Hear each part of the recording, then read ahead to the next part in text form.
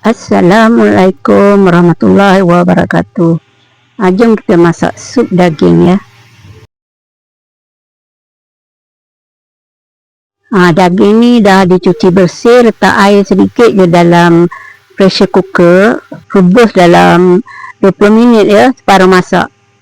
Airnya tu ambil 1 biji bawang besar untuk digoreng ya.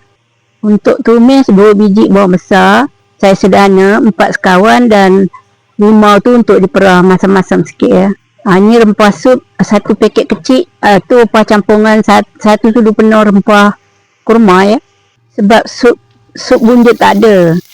Jom kita goreng bawang tu hingga warna dia perang-perang ya. Dah nampak warna macam tu, angkat. Tumislah 4 sekawan dengan bawang potong tadi tu ya.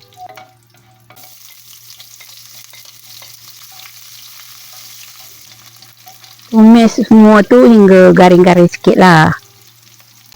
Lepas tu masukkan daging yang kita rebus tadi ya. Rempah kurma dengan rempah sup ya. Air daging tadi tu. Digaul rata ya, biar rempah tu kena semua ya.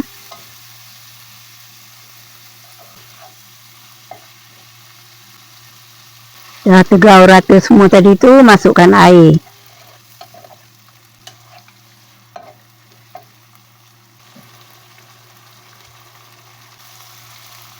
Biar daging tu sebati dengan air tu semua hingga sedikit pekat ya. Masukkan serbuk rasa, garam, air lagi ya, untuk supnya lah.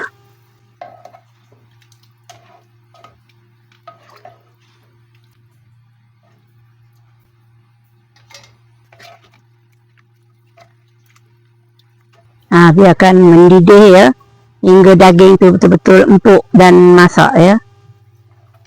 Boleh dirasa. Kalau nak masam sedikit je, letak limau tu ya, perah limau. Tak perlu masam, bila kita rasa pun tak rasa pun masam tu. Nampaknya daging pun dah lembut ya.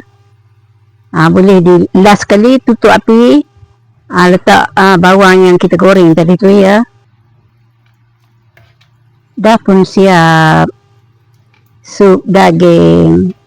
Assalamualaikum warahmatullahi wabarakatuh. Jumpa lagi di lain video. Bye bye.